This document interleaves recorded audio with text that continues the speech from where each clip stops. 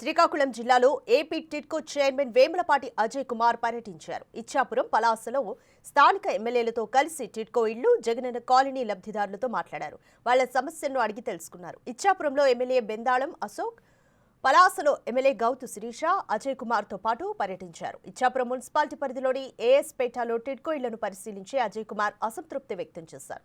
192 టిడ్కో ఇళ్లు కట్టిన అప్పటి వైసీపీ ప్రభుత్వం బ్లాకుల మధ్య సరైన దూరం లేక ఇబ్బందికరముందని తెలిపారు.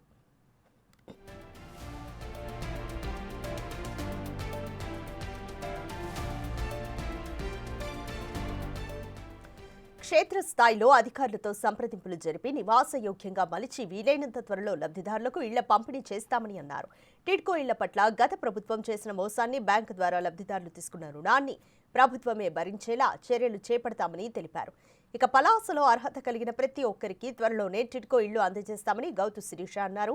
డీడీలు చెల్లించిన లబ్ధిదారులందరికీ ఇళ్లు ఖచ్చితంగా ఇస్తామన్నారు. అయితే గత వైసీపీ ప్రభుత్వం నిర్మించిన ఇళ్లకు బ్లూ రంగులు పూసిందే తప్ప లబ్ధిదారులకు అందజేయలేదని అసహనం వ్యక్తం చేశారు.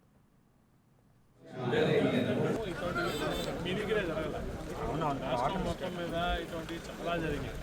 అర్జెంటుగా ఏదో మేము చేసేస్తున్నామని పట్టాలు ఇచ్చేస్తున్నాము అంటే వాళ్ళకి ఇల్లు వద్దు, పట్టాలు తీసుకోండి, భూమి ఇస్తామంటే చాలా మంది భూమి ఇస్తారని చెప్పి పోతే ఎక్కడెక్కడో భూమి